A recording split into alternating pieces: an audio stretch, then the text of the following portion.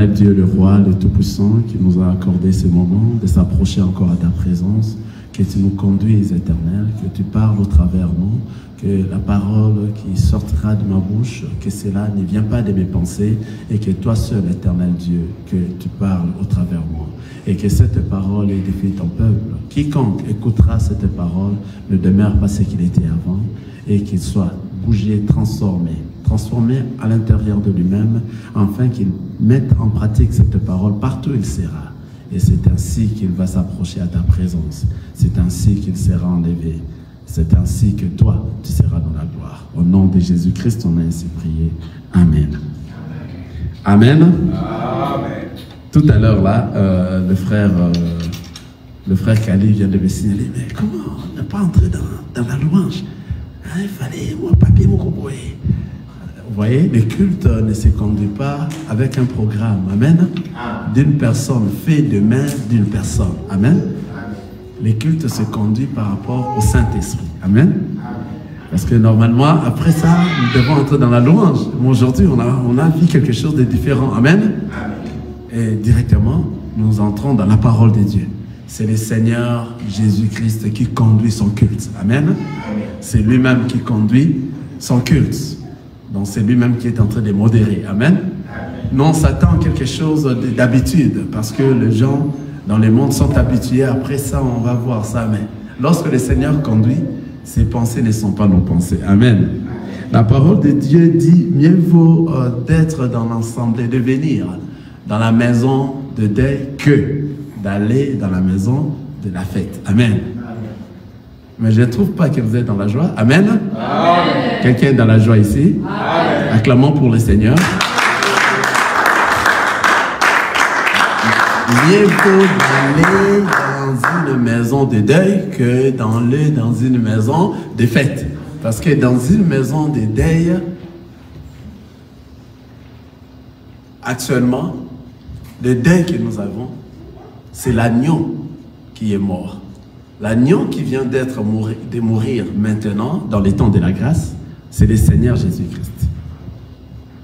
Et nous, les enfants de Dieu, nous allons manger cet agneau dans son entièreté. Alléluia. Les temps de la grâce, en réalité, c'est l'agneau qui vient de mourir.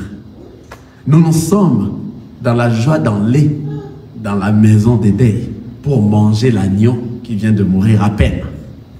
Et cet agneau est en train de saigner encore. Alléluia. Car les aigles ne mangent que de l'agneau, ou bien l'animal qui vient de mourir à peine est en train de saigner. Or, l'animal qui vient de mourir à peine, c'est la personne de notre Seigneur Jésus-Christ. Alléluia.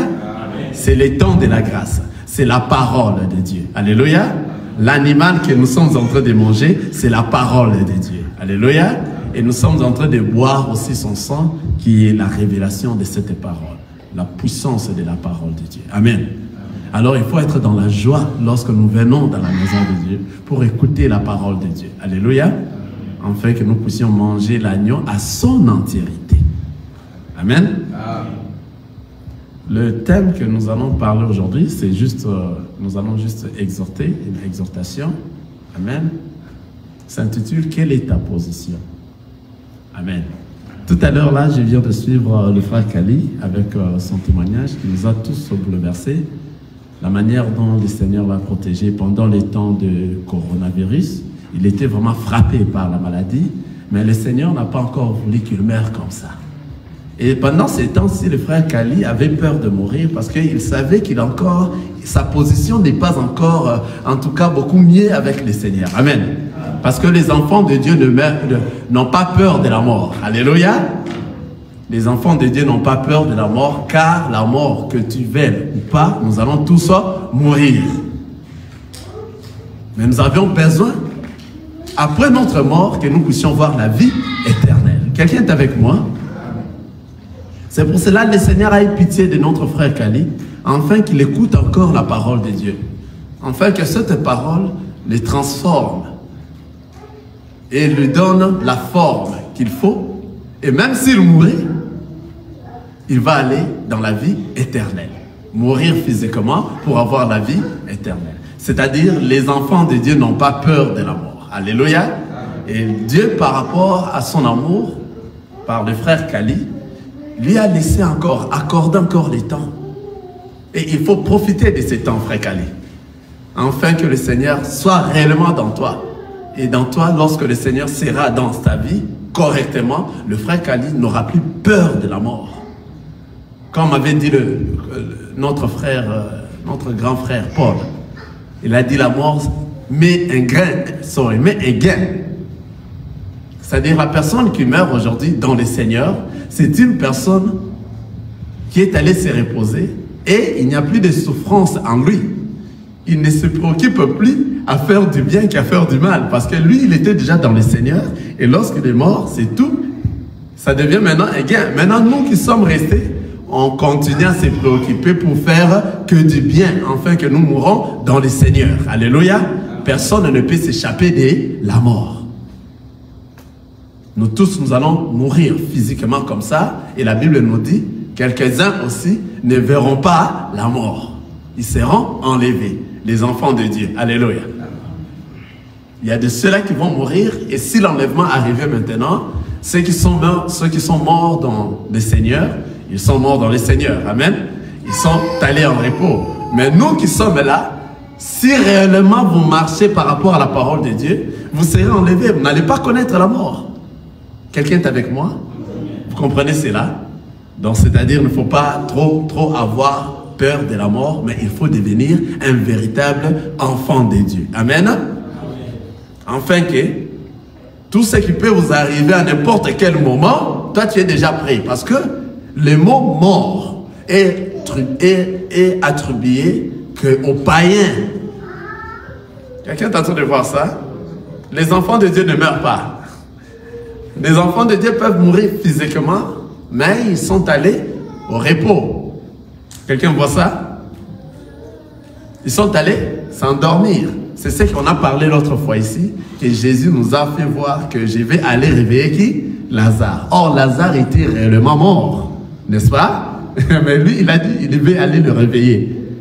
En réalité, les enfants de Dieu dorment. En réalité, les enfants de Dieu ne meurent pas. Ceux qui meurent sont des païens. Ceux qui ne vont pas recevoir le Christ comme Seigneur et Sauveur dans leur vie. Et ils sont dans l'ambiance de ce monde. Ils font tout ce que le monde est en train de leur dire de faire. Et ils font plaisir à leur corps, à leur chair. Et une fois qu'ils meurent comme ça, pécheurs, ce sont eux-là qui meurent. Pourquoi? Parce qu'ils seront ressuscités à la seconde tour. Ça sera pour le jugement. Et après le jugement, ils seront jetés où? Dans le feu. Vous comprenez? Et c'est la mort éternelle. Donc la mort n'est pas pour les enfants de Dieu, la mort est pour les païens. Ce ne sont que les païens qui meurent, les enfants de Dieu ne meurent pas. C'est pour cela qu'il faut devenir un véritable enfant de Dieu. Nous ouvrons nos Bibles dans le livre de Luc pour savoir quelle est ta position. Amen. Si Dieu te laisse en vie, ce n'est pas seulement le frère Kali, nous tous. C'est parce qu'il a besoin que nous puissions réellement profiter de ces moments afin de se repentir et de retourner auprès du Seigneur. Je m'excuse. Donc, c'est-à-dire qu'il faut profiter de ces moments afin que nous puissions réellement bien s'approvisionner de la parole de Dieu. Ne blaguons pas avec la parole de Dieu. La parole de Dieu, ici, c'est entre la vie et la mort. Si vous êtes réellement dans le Seigneur, il faut réellement que le fruit de la repentance se fasse voir réellement que vous êtes dans le Seigneur. Amen. Il faut que le fruit, qu'on sente, que le monde sente réellement que vous êtes la lumière, que nous avions parlé le dimanche passé. Amen. Aujourd'hui, nous allons passer à une petite exhortation. Nous allons lire le livre de Luc, chapitre 5.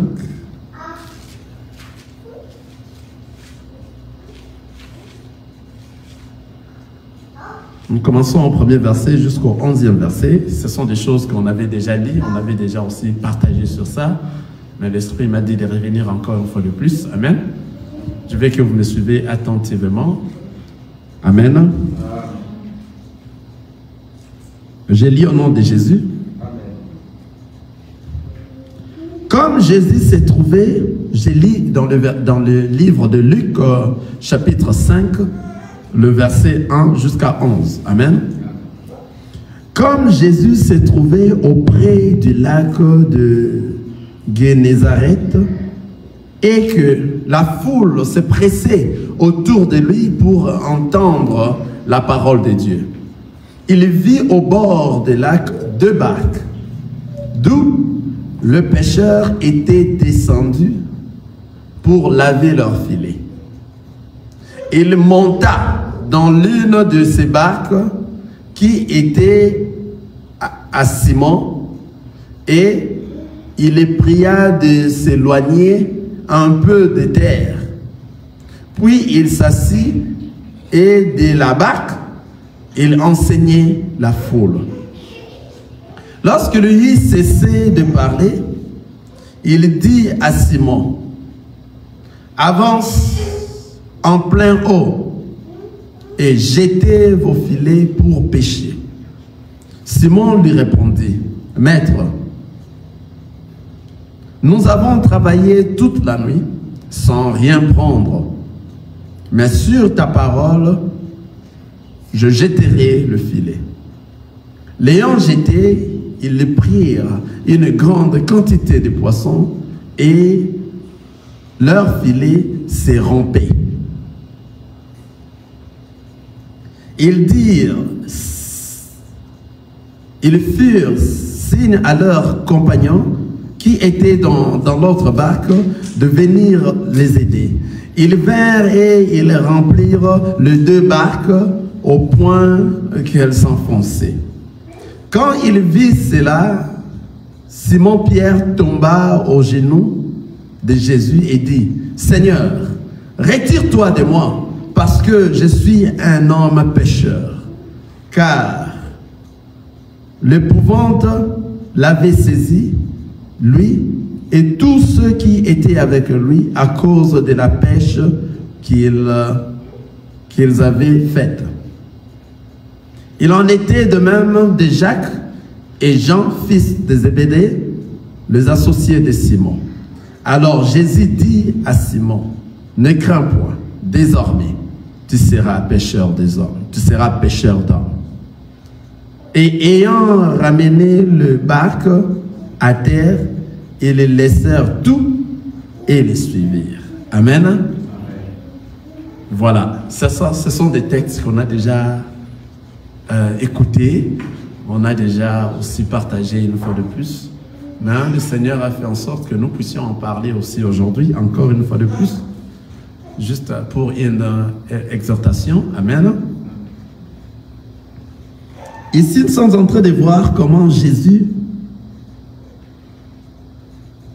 qui voulait réellement prêcher la parole de Dieu, et la foule le poursuivait afin qu'il puisse prêcher la parole de Dieu. Jésus qui était à terre, il voulait prêcher, mais lorsqu'il a vu les 2 barques, Jésus s'est décidé en lui de monter dans la barque et puis de pousser la barque un peu éloignée de la terre afin qu'il commence à prêcher la parole de Dieu. Ici, je suis en train de répéter les songes. Amen. De prêcher la parole de Dieu. Et il monta dans ces barques qui étaient à Simon, car Simon c'était un pêcheur en train de pêcher. Et le Seigneur, après avoir prêché, il a prêché d'abord. Il a prêché, il a prêché, il a prêché. Et après avoir prêché un moment, il dit à Simon de pousser encore le barque un peu plus au milieu de la mer, de l'eau, afin qu'il continue à pêcher. Et Simon qui lui dit, non, Seigneur, nous avions pêché, nous avions travaillé durant toute la nuit, mais nous n'avions rien pris. Mais parce que Jésus avait dit, et Simon avait accepté la parole de Jésus, il a dit, parce que vous avez dit, je m'incline à votre parole, nous allons jeter encore de nouveau le filet. C'est ainsi qu'ils sont entrés et ils ont jeté le filet. En jetant comme ça, ils ont ramassé beaucoup de poissons. Et lorsqu'ils ont ramassé beaucoup de poissons, la parole nous dit, leur filet commençait à se rompre, donc à se déchirer. Amen. Quelqu'un voit, romper, à se déchirer. C'est à ce moment qu'ils ont demandé main forte afin que les autres viennent les secourir, afin qu'ils puissent ramener tout ce qui tombait, afin qu'ils puissent le faire rentrer dans la barque. Alors le Seigneur, la parole nous a dit qu'ils ont ramené 2 barques, ils ont ramassé 2 barques pleines. Et ces 2 barques commençaient même à s'enfoncer. En voyant cela, Simon s'est dit, mais je suis un pécheur. En tout cas, il s'est incliné devant le Seigneur. Il a dit, non, vous ne pourrez pas vous approcher de moi parce que je suis vraiment un grand pécheur. En voyant tout ce qui vient de se passer, que vous êtes l'homme de Dieu. Alléluia. Et le Seigneur l'a dit, vous ne pécherez plus de ce poisson. Vous devenez désormais le pécheur d'hommes. Et enfin, nous avions vu, ils ont ramené tous ce bac vers la terre. En ramenant ce bac vers la terre, nous avions vu Simon laisser tous ces barques et poursuivre Jésus. Amen. Ça, c'était un peu le songe que nous avions ici à parler. Amen. En fait, maintenant, qu'est-ce qui s'est passé ici? Alléluia. Amen. Qu'est-ce qui s'est passé dans ces pêches? On appelle souvent ça pêche miraculeuse. Amen. Dans ce pêche miraculeuse. En réalité, lorsque le Seigneur Jésus-Christ les a demandé de leur pousser, et lorsqu'il s'est mis dans la barque de Simon, et de pousser encore un peu éloigné de la terre, en réalité, le Seigneur Jésus était en train de prêcher les gens qui s'est trouvé dans la mer, dans les eaux. Amen. Quelqu'un est avec moi? Amen.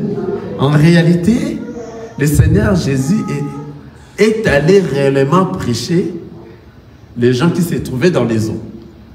Car il était avec eux sur la terre, mais il a quitté la terre, il est monté dans la barque, il s'est éloigné un peu de la terre, il est entré dans l'eau pour prêcher.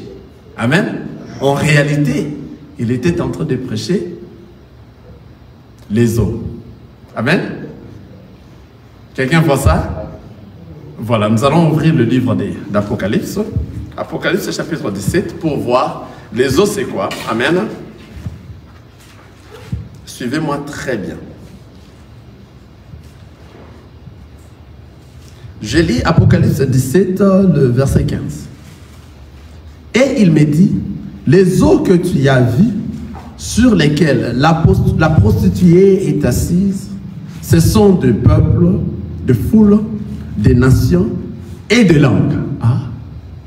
C'est-à-dire, lorsque Jésus s'est décidé d'entrer dans la barque pour prêcher, il a bien voulu prêcher le peuple, les nations, les langues et... C'est-à-dire, Jésus a quitté Israël pour venir prêcher un peuple. Qui sont ces peuples? Ce sont des peuples qui se retrouvaient où? Dans les eaux. Quelqu'un est avec moi? Ah, on commence à comprendre maintenant.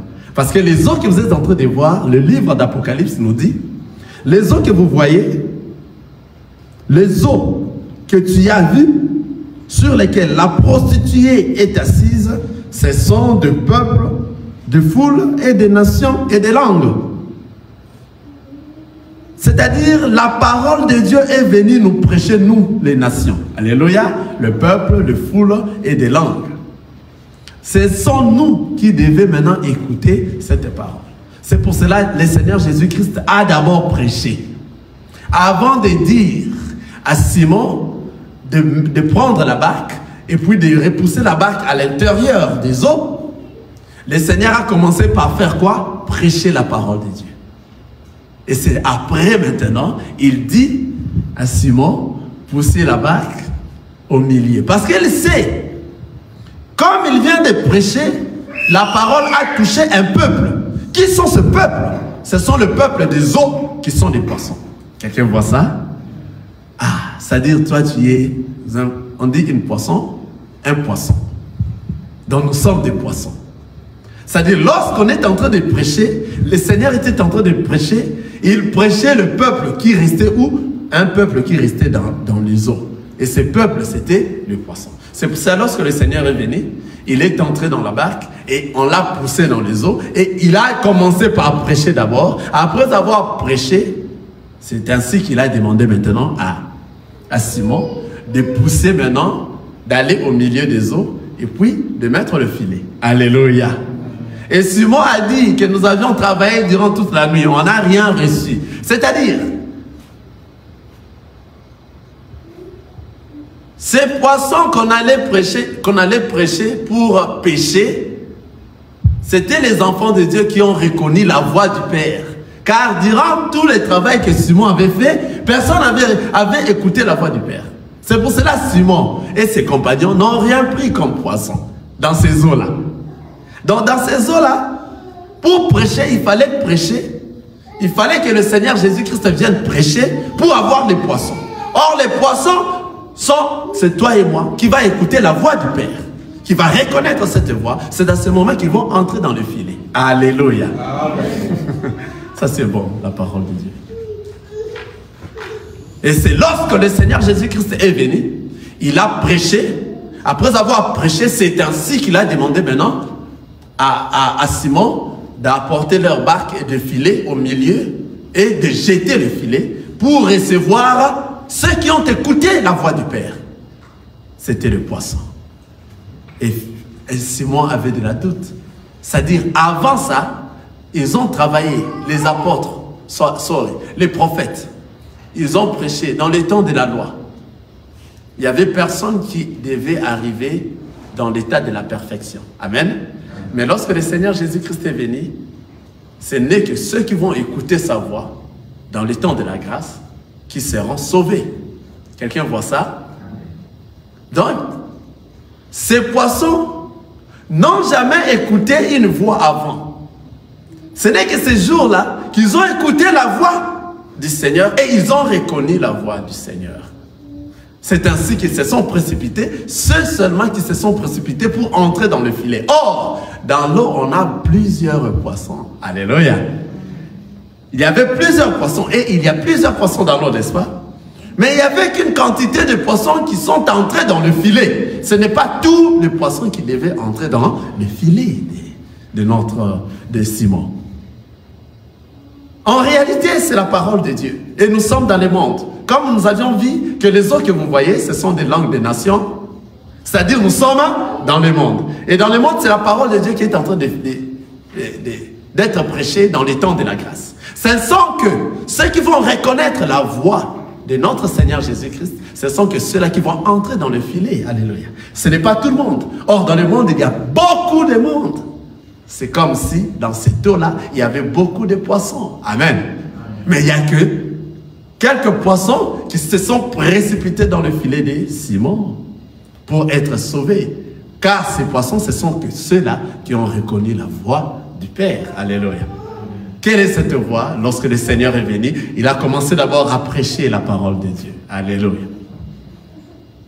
Et la parole nous dit que lorsqu'ils ont tiré le filet, ils ont ramassé beaucoup de poissons. Et le filet commençait à se rompre. Certainement, il y avait d'autres poissons qui tombaient. Amen. Dans l'eau. C'est-à-dire, il y avait d'autres poissons qui sont entrés dans la filet. On dit le filet, n'est-ce pas? Ils sont entrés dans le filet. Et lorsque le filet s'est rompu, il y avait d'autres poissons qui sont tombés encore dans l'eau. Ah! Qu'est-ce que cela veut dire?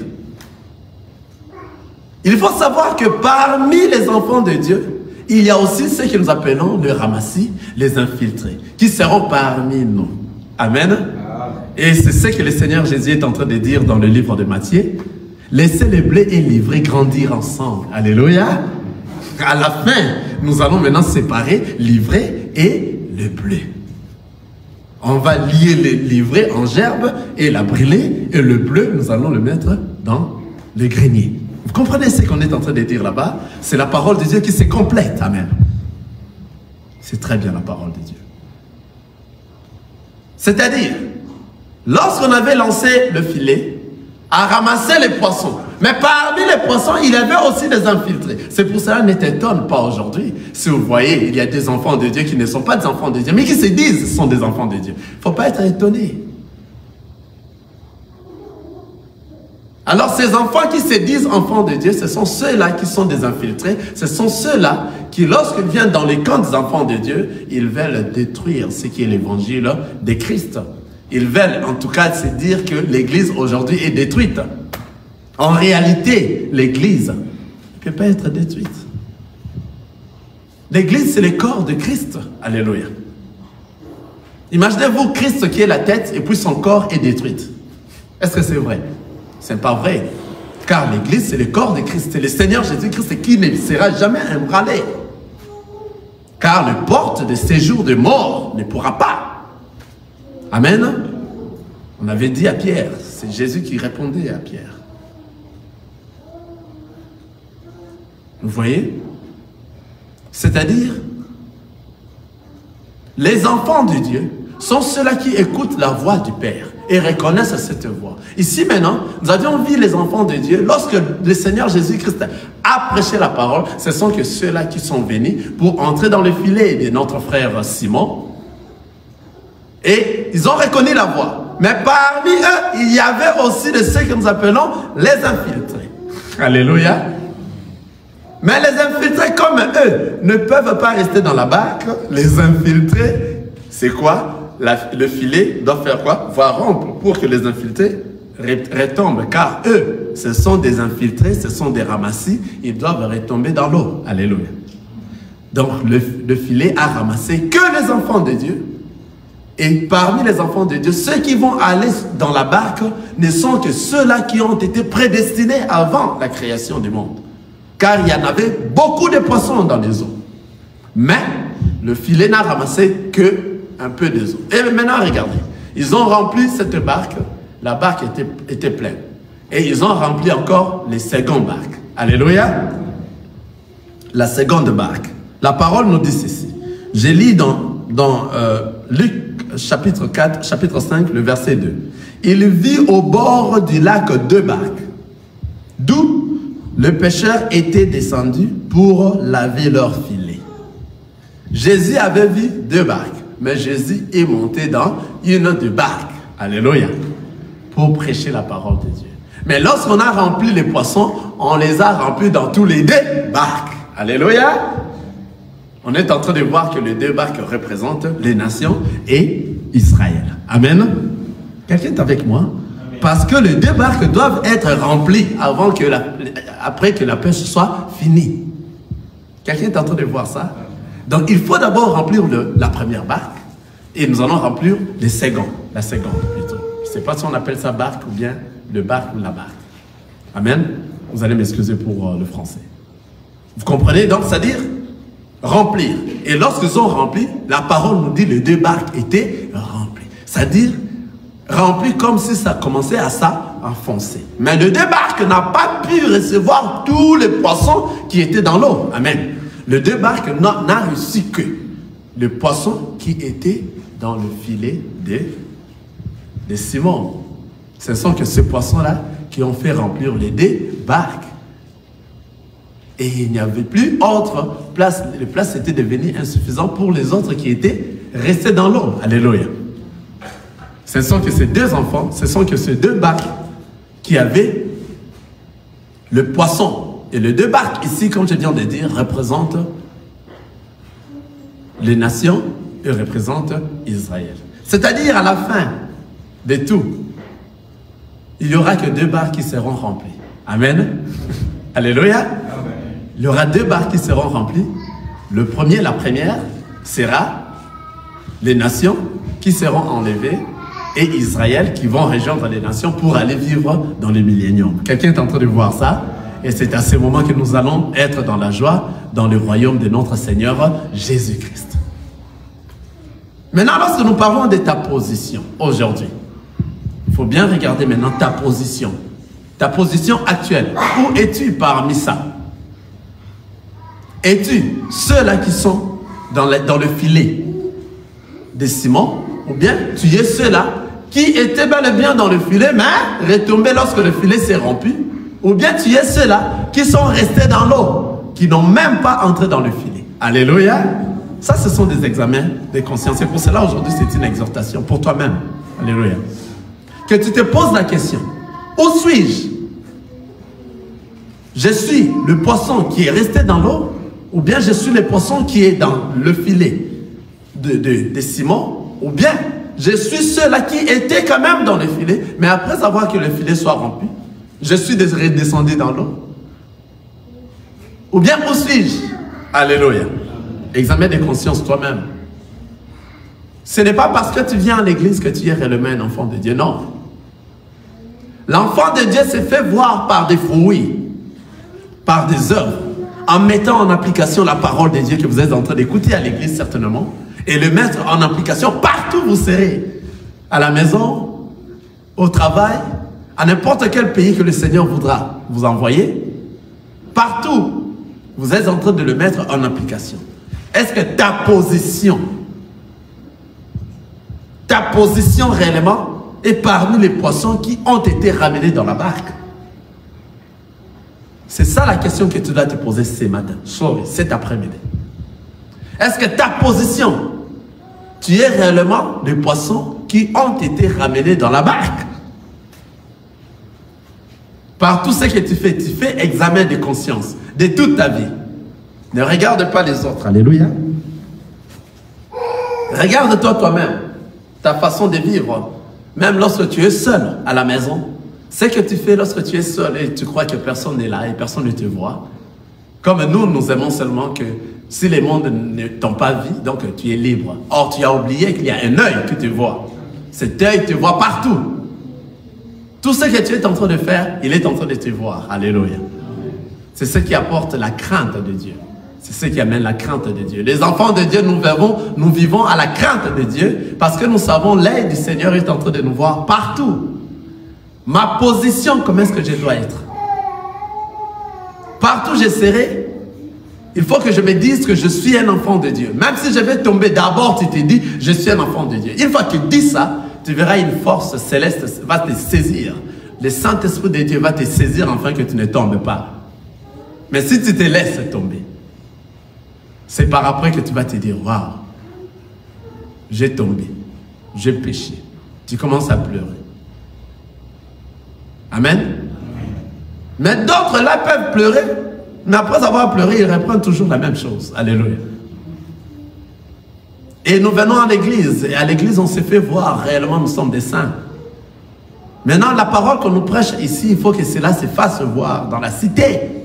Tout ce que nous sommes en train de faire.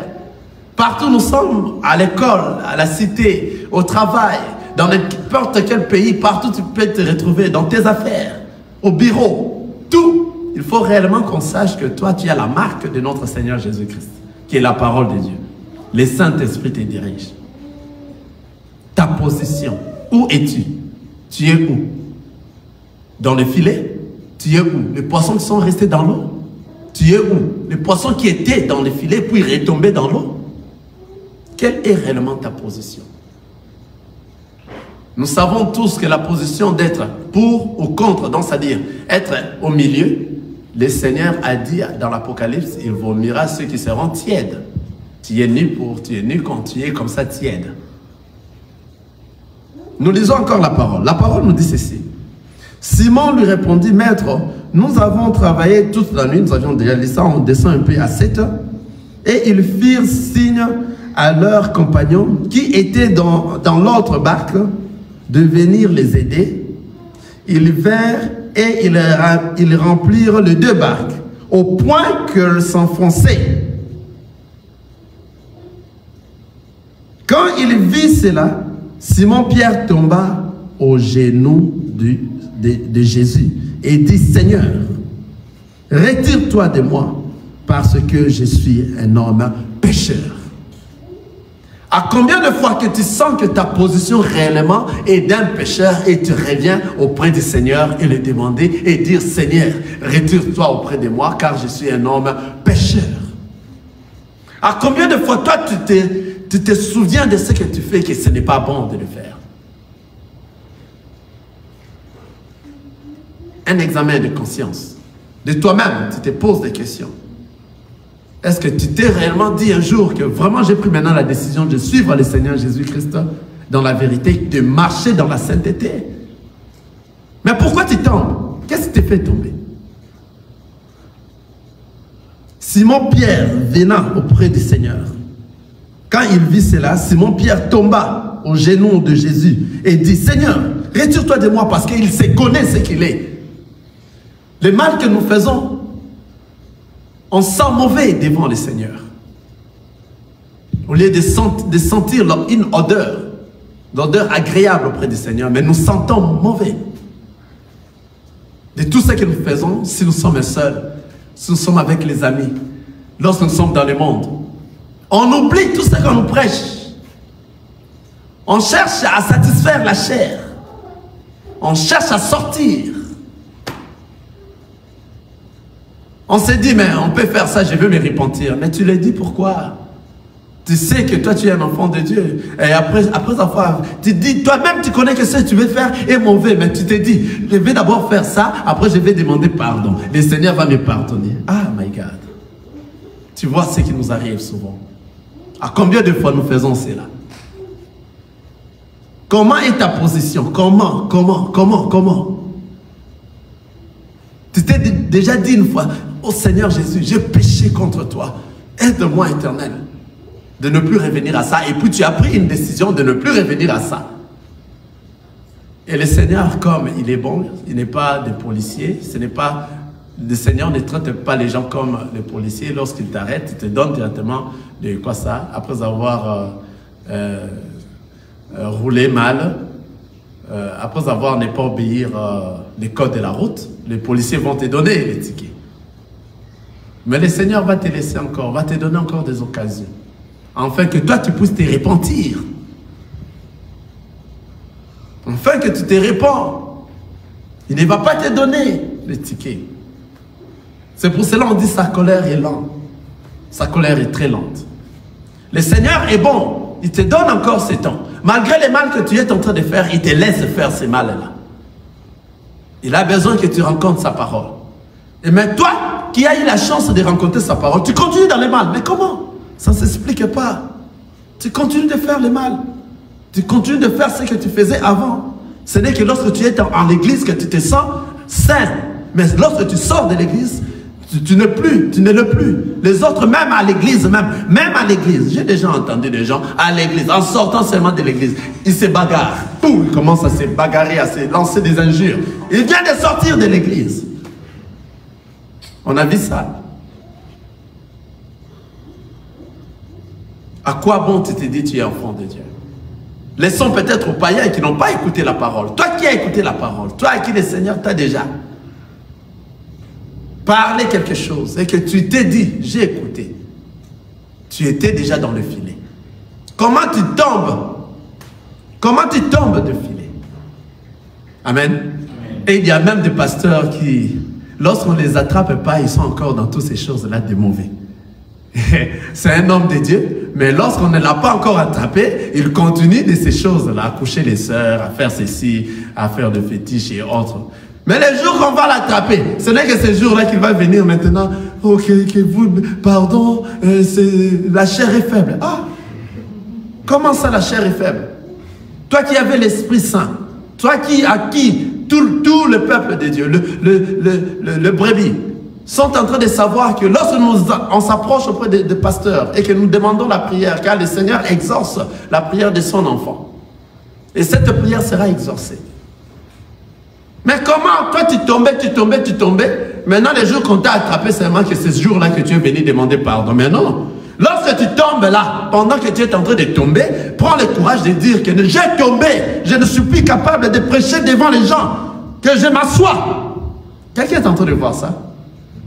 C'est ça maintenant que nous dirons. En tout cas, toi, tu dois t'asseoir parce que tu as reconnu, comme ici, Simon a reconnu que c'est un pécheur. Que le Seigneur doit se tirer loin de lui. Toi, tu attends seulement qu'on puisse t'arrêter, t'attraper. Tu es un frère dans l'église, une sœur. Toi, tu attends seulement qu'on est venu l'attraper avec les maris d'autrui. Ah, ce n'est que lorsqu'on est venu t'attraper, c'est à ce moment que tu veux demander pardon. Mais ton pardon n'a pas de sens. Parce que toi, tu avais la parole de Dieu. Toi, tu as le Saint-Esprit qui te discerne le bien et le mal à tout moment. Comment tu peux tomber? Comment? Alléluia. Comment? Dans la maison, tu es marié, mais tu es une femme très insolente. Très insolente. Tu es un homme qui s'est marié avec sa femme, mais tu n'aimes pas ta femme. Or, la parole nous dit, il faut que l'homme puisse aimer sa femme comme le Christ aime l'Église. Il faut que la femme soit soumise en tout et pour tout au devant de son homme. Il n'y a que deux choses là. Mais toi, tu ne le fais pas. Tu t'es dit, tu es enfant de Dieu. Tu ne l'es pas. Tu ne l'es pas, tu es parmi, peut-être, parce que tu as écouté la parole, tu es entré dans le filet, mais lorsque le filet s'est rempli, tu es tombé. Alléluia. Regardez ici. Lorsque Paul et Simon est en train de dire, lorsque Simon tombe aux genoux de Jésus et dit, Seigneur, retire-toi de moi parce que je suis un homme pécheur. Il a reconnu qu'un tel homme comme le Seigneur, lui ne peut pas s'approcher d'un tel homme. Il a reconnu cela. Mais nombreux ne reconnaissent même pas qu'il a péché. Donc pour lui c'est normal, ce que je suis en train de faire c'est normal. Mais non, toi qui as écouté la parole, en moins que tu n'as jamais écouté la parole, laissons ça faire les païens. Ce sont eux qui n'ont pas de conscience. Mais toi lorsque tu écoutes la parole, quand même il faut que nous voyions quelque chose changer dans toi. Alléluia. Nous n'allons pas être si longtemps, nous n'allons pas prendre beaucoup de temps aujourd'hui parce que c'est juste une petite exhortation pour toi. Que tu prennes, que tu fasses un examen de conscience dans ta vie, toi-même. Lorsque tu viens à l'église, lorsque tu écoutes les enseignements, est-ce que tu as le temps de le mettre en pratique?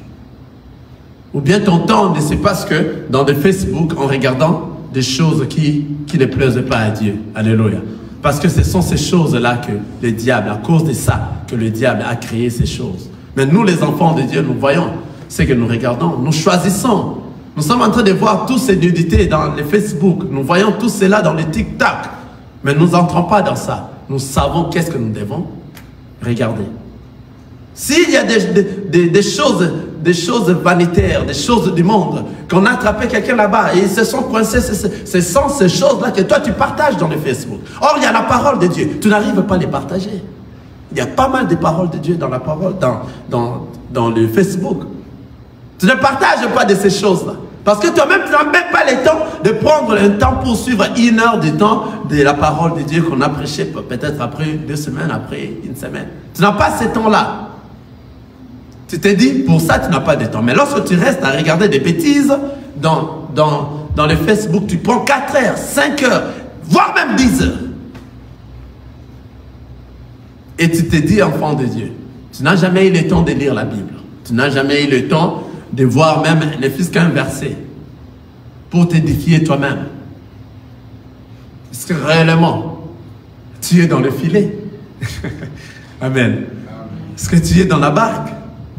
Parce que pour être dans la barque, être dans le filet, ce n'est pas un problème. Le problème est qu'il faut que tu sois dans la barque parce que le filet doit être ramené dans la barque.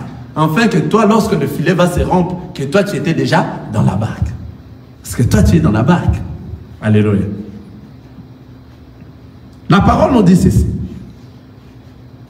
Dans 9.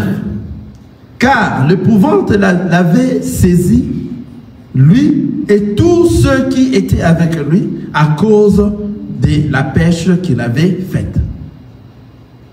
Il en était de même de Jacques et de Jean, fils de Zébédée, les associés de Simon. Alors Jésus dit à Simon, ne crains point, désormais tu seras pêcheur d'hommes. As-tu déjà pris une décision d'évangéliser la parole de Dieu? Et que comme toi tu as écouté cette parole, moi aussi je vais évangéliser avec force, afin que tous les autres puissent bénéficier de ce que moi j'ai écouté. Enfin qu'ils écoutent seulement. Ceux à qui le Seigneur avait déjà sélectionné viendront au travers de ce que toi tu as évangélisé auprès d'eux. Est-ce que c'est ce courage-là? Que le Seigneur fasse de toi gagneur d'hommes. En réalité, c'est lui-même qui est en train de gagner d'hommes, mais il va t'utiliser afin que toi, tu parles seulement. Et lorsque tu parles, c'est sa parole qui va sortir et va changer, troubler le cœur de la personne qui va écouter pour venir auprès du Seigneur. Est-ce que as-tu pris déjà une décision pareille d'enlever la honte, de parler de notre Seigneur Jésus-Christ partout? Alléluia. De l'annoncer de ce que toi tu es en train de recevoir, afin que les enfants de Dieu, que nous soyons ensemble pour sa gloire. Regardez encore une chose qui m'a réellement en tout cas touché encore, frappé une fois de plus. À 11, nous sommes Luc 5, le verset 11. Et ayant ramené le barque à terre, ils laissèrent tout et les suivirent. Alléluia. N'est-ce pas Simon, Pierre et Jacques et Jean, fils de Zébédée? N'est-ce pas ils avaient besoin de ces poissons pour leur vie, pour leur famille, pour avoir de l'argent? N'est-ce pas ils en avaient besoin? Mais comment expliquer après avoir tiré les 2 barques dehors sur la terre, au lieu de s'occuper de ces poissons, ils ont suivi le Seigneur Jésus-Christ? Quelqu'un a vu ça? Est-ce que tu es prêt à tout laisser pour suivre le Seigneur Jésus-Christ? Ici, nous sommes dans l'examen de conscience, à te poser des questions. Ce sont que je suis en train de fignoler quelques questions qui peuvent t'arriver. Simon Pierre ici a laissé tous ces poissons, ces barques, tout. Et la parole nous dit, et ayant ramené les barques à terre, ils laissèrent tout et les suivirent. Simon Pierre a tout laissé et suivirent le Seigneur Jésus-Christ.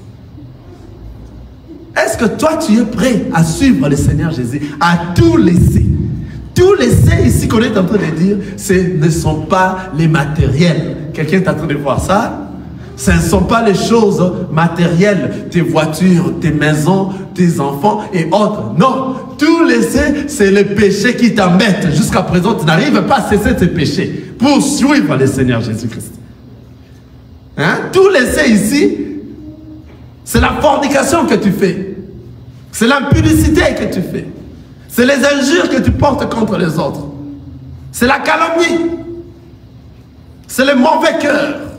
La jalousie que toi tu as. Tout ce que tu fais qui ne plaise pas à Dieu. Le fétiche que tu touches. Les choses que tu es en train de faire qui ne plaisent pas à Dieu. C'est ça tout laissé. Et Simon Pierre, après avoir ramené les barques à terre, il a tout laissé pour suivre le Seigneur Jésus-Christ. Car il a su, en suivant le Seigneur Jésus-Christ, il aura la vie éternelle. Maintenant, le Seigneur est en train de dire, de faire un examen de conscience, de savoir. Je vais tout laisser pour suivre le Seigneur. Je vais me débarrasser de tout ce qui m'arrête à ne pas suivre le Seigneur. Le péché. Le péché. Et ces péchés devenaient immenses. Et ces péchés sont devenus, si tu ne le fais pas, tu n'es pas à l'aise. Ces péchés commencent à conduire ta vie. Ces péchés-là sont ce que nous appelons ton premier parent. Avant que le Seigneur puisse entrer dans ta vie, il faut que ton père meure et que lui prenne la place. C'est lui maintenant, lorsqu'il prend la place de ton père, tu es devenu le fils adoptif. Car ton père là te dirige à faire ce que toi tu veux, ce qu'il veut. C'est pour cela que tu tombes. Il faut que tu renouvelles, que tu deviennes une nouvelle créature. Que l'ancienne tombe, que l'ancienne meure. C'est à ce moment que tu seras capable. Alléluia. Il faut tout laisser. Tout laisser, ce sont des péchés. De mauvais cœur. Un enfant de Dieu qui a toujours mauvais cœur, qui ne veut pas que les autres réussissent. Un enfant de Dieu qui calomnie les autres, qui est toujours dans la calomnie, dans la fornication, dans l'impudicité intense, dans des jalousies, dans des mauvaises pensées contre les autres, dans des choses de ce monde, dans l'ambiance de ce monde, dans les fétiches, dans la maïgarie, la franc-maçonnerie. Tu ne l'es pas encore. Tu t'es dit un enfant de Dieu en vain, car le Christ n'est pas en toi. Prends un temps de conscience. Mets-toi debout. Amen. On a fini par là. Prends un temps de conscience. Nous allons prier, afin que le Seigneur puisse t'aider. Et tu vas toi-même faire un examen de conscience toi-même. Tu te mets debout là où tu es. Et que tu dois te demander de tout ce que toi tu as dit, tu faisais, de tout ce que tu fais, et de tout ce qui t'amène à ne pas être dans le filet. De tout ce qui va t'empêcher à ne pas être dans la barque. Alléluia. Commence à élever ta voix, et demande à Dieu de t'aider. Et demande à Dieu de faire de toi sa volonté. Car même si sa volonté est ta mère, ce n'est que la bonne volonté qui va t'aider à te ramener auprès du ciel, auprès du Seigneur, à la vie éternelle. Demande à Dieu de t'aider. Dis-lui, j'ai besoin de ton aide. J'ai besoin que tu me tiennes par ta main. J'ai besoin en tout cas que toi seul tu sois mon bouclier. Et que tu sois les bâtons qui vont me faire marcher dans des endroits où il y a des embuscades. Et que toi seul tu me tiennes par ta main.